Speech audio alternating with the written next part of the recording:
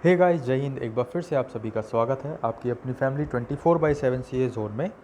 तो आज की जो आपकी क्लास है पॉलिटी का एक most important topic fundamental rights हम कवर करने वाले हैं। जितने भी क्वेश्चंस आपके बनते हैं फंडामेंटल राइट्स के वो सब हम यहाँ पे कवर अप करने वाले हैं और इससे बाहर आपका फंडामेंटल राइट्स का क्वेश्चन नहीं पूछा जाएगा।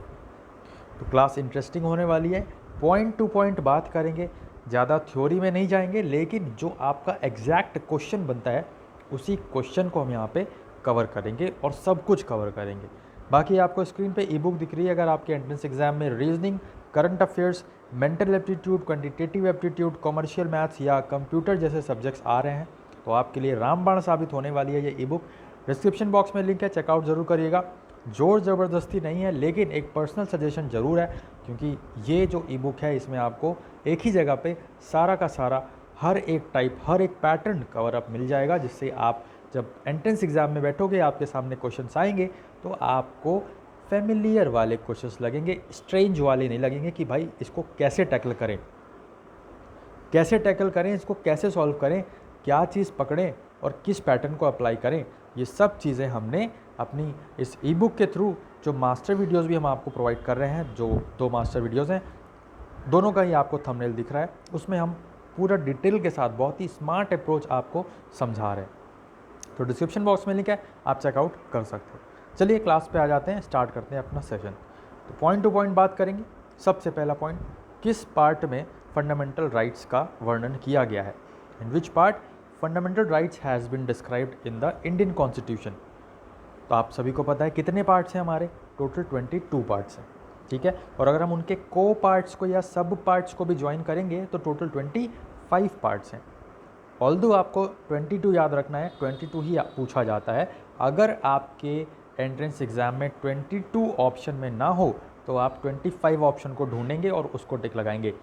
यही चीज़ आपको आर्टिकल में भी मैंने बताया है कि भाई 395 आर्टिकल्स हैं, बट अगर ऑप्शन में 395 ना हो तो आप दूसरा ऑप्शन ढूंढोगे 448, क्योंकि 395 ऊपर ऊपर हैं, बट उनमें जो अगर को पार्ट्स हैं 1A 1 2 1A 1B, है ना, ऐसे करके, तो जो को पार्ट्स अगर हम ऐड करेंगे तो आपका 448 आर्टिकल जो है बनेंगे, ठीक है। तो दोनों ही नंबर आपको याद रखने हैं, नोट कर लीजिएगा, तभी आपको चीज़ें याद रहेंगी, या एग्ज़ाम में जाने से पहले आप ये सेशन जरूर अटेंड करिएगा। तो पार्ट 3 में आपका फंडामेंटल राइट्स की बात कही गई है। कहाँ से कहाँ तक हमारे फंडामेंटल राइट्स बोले जाते हैं या कहाँ से कहाँ तक मेंशन है। तो आर्टिकल 12 से लेकर आर्टिकल 35 तक यहाँ पे फंडामेंटल राइट्स की बात कही गई है। कहाँ से लिए गए fundamental rights, taken from which country. अभी हाल फिलहाल में DDU का एंट्रेंस एग्जाम हुआ है, आप सभी को पता है, BA का, उसमें ये क्वेश्चन पूछा गया था कि भाई फंडामेंटल राइट्स जो है कहाँ से लिए गया, किस देश के संविधान से हमने फंडामेंटल राइट्स का कॉन्सेप्ट लिया है। तो वो देश है अमेरिका, ठीक है। और ये भी पूछा गया था इसमें से कौन सा मौलिक अधिकार नहीं है। तो पहले तो आपको ये पता होना चाहिए ना कि फंडामेंटल राइट्स हैं कौन कौन से, तभी तो आप ये बता पाओगे ना कि कौन सा नहीं है। तो इसीलिए मैंने आपको एक डिटेल क्लास दे दी है, इंपॉर्टेंट टॉपिक है भाई फंडामेंटल राइट्स, ठीक है। तो टेकन फ्रॉम अमेरिका, कितने फंडामेंटल राइट्स हैं, डायरेक्ट क्वेश्चन बनता है, कितने फंडामेंटल राइट्स हैं, बताओगे आप 6 फंडामेंटल राइट्स हैं, है ना। और ड्यूटीज़ कितनी हैं, 11। राइट टू इक्वालिटी जो है आपका फंडामेंटल राइट, यहाँ पे हम बात करते हैं कौन कौन से हैं। तो राइट टू इक्वालिटी है पहला, दूसरा है आपका राइट टू फ्रीडम, तीसरा है आपका राइट अगेंस्ट एक्सप्लॉयटेशन, चौथा है आपका right to freedom of religion, पांचवा है कल्चरल एंड एजुकेशनल राइट्स, और छठा है right to constitutional remedies.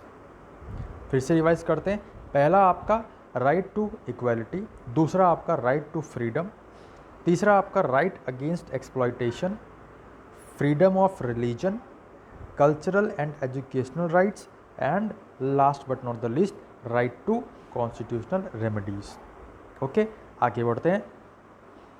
Fundamental rights enforceable हैं, तो yes they are enforceable, they are justiciable by the court.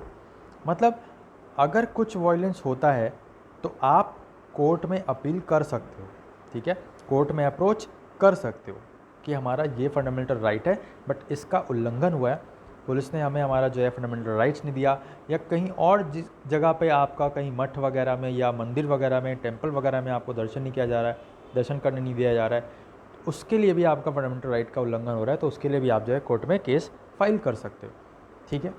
But यहाँ पे हम बात करें, right to property is not a fundamental right.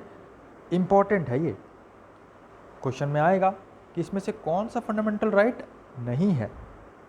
Right to equality अगर, राइट टू प्रॉपर्टी अगर option में है तो आप उसी को टिक मारोगे। राइट टू प्रॉपर्टी को रिमूव कर दिया गया था, पहले फंडामेंटल राइट था बट अब नहीं है, क्योंकि इसको रिमूव कर दिया गया था 44th अमेंडमेंट 1978 से। और अब जो है ये आर्टिकल 300A में लीगल राइट है। क्या है? लीगल राइट है, फंडामेंटल राइट नहीं है। 44th अमेंडमेंट 1978 याद रखना है। डायरेक्ट क्वेश्चन यहाँ से भी बनता है कि 44th अमेंडमेंट कब हुआ था, तो 1978 में। ओके, आगे बढ़ते हैं हम। आपके सामने हैं चीज़ें, देखिए राइट टू इक्वालिटी की बात करें तो ये 14 से 18 आर्टिकल में राइट टू इक्वालिटी की बात कही जाती है। राइट टू फ्रीडम की बात करें तो 19 से 22 तक आपका राइट टू फ्रीडम की बात कही जाती है। यहाँ पे हमारे पास आप देख सकते हो 1 2 3 4 5 6 टाइप्स की फ्रीडम है। पहली है फ्रीडम ऑफ स्पीच, दूसरी है फ्रीडम ऑफ एक्सप्रेशंस, तीसरा है यहाँ पे freedom of assembly without arms. बहुत ही ईजिली अभी याद हो जाएगा, ठीक है, देखिएगा कैसे। Freedom of association, freedom to practice any profession and freedom to reside in any part of the country. देखिए पहला क्या है आपका बोलने का अधिकार, आप बोल सकते हो। दूसरा है आपका एक्सप्रेस कर सकते हो, आप एक्सप्रेस कर सकते हो और फिर आप कहीं पे इकट्ठा भी हो सकते हो बिना किसी हथियार के, विदाउट एनी आर्म्स। असेंबल भी हो सकते हो आप कोई एसोसिएशन भी बना सकते हो, ग्रुप्स बनाते हैं आप, व्हाट्सएप ग्रुप्स बनाते हैं, रास्ते में कहीं जा रहे हैं आप वहाँ पे ग्रुप्स बना के चलते हैं, 4-5 लोग आप लोग उसमें आप, है ना, बॉयज़ का हो सकता है, गर्ल्स का हो सकता है, मिक्सचर हो सकता है, ग्रुप्स बना के चलते हैं। या कुछ ऐसा एनजीओ वगैरह है, एनजीओ तो ऑफिशियल हो गया, तो ग्रुप्स वगैरह भी आप बना सकते हैं, पार्टी वगैरह बना सकते हैं, है ना। और यहाँ पे कोई भी प्रोफेशन आप कर सकते हो भाई, ऐसा नहीं है कि आपको मजदूरी करनी है या आपको सिर्फ़ और सिर्फ मतलब हाई फाई जॉब ही करनी है। आपका जो मर्जी आए, आपकी जो स्किल्स हैं उसके बेसिस पे आप कोई भी प्रोफेशन को अपना सकते हो, राइट। और किसी भी कंट्री के किसी भी पार्ट में आप रह सकते हो, ठीक है। तो ये आपके फंडामेंटल राइट्स हैं। बोलोगे आप पहले, और इतना अच्छा बोलोगे कि आप एक्सप्रेस करोगे, ठीक है, इतना अच्छा एक्सप्रेस करोगे कि यहाँ पे आप पार्टी बना लोगे।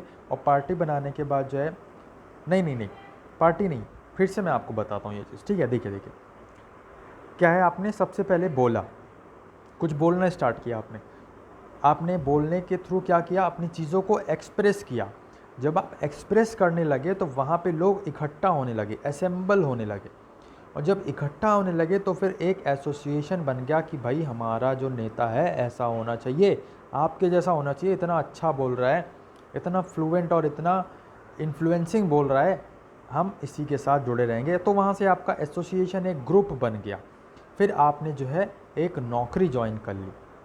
नौकरी ज्वाइन करने के बाद आप जो है कंट्री के किसी भी पार्ट में घूम रहे हो, इधर उधर हर एक पार्ट को एक्सप्लोर कर रहे हो, ठीक है। तो कुछ इस तरीके से आप इसको यहाँ पे 6 की 6 फ्रीडम्स याद कर सकते हो। 19 to 22 याद रखना है, राइट टू फ्रीडम की बात आती है। आगे बढ़ते हैं।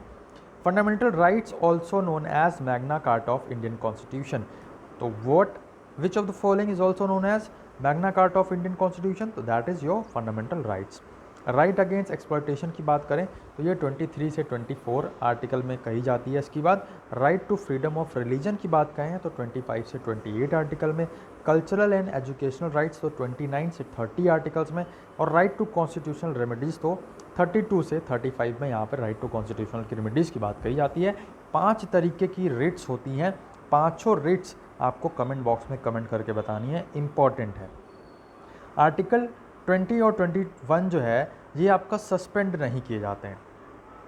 फंडामेंटल राइट्स जो है वो सस्पेंड करे जा सकते हैं, ठीक है, बट आर्टिकल 20 और 21 सस्पेंड नहीं किए जा सकते, इवन इमरजेंसी में भी नहीं, ठीक है।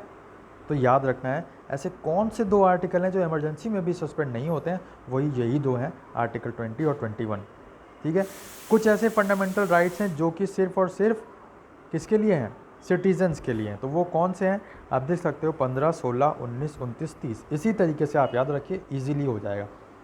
आर्टिकल 15, आर्टिकल 16, बार बार नहीं, ऐसे बोलिए 15, 16, 19, 29, 30, 15, 16, 19, 29, 30।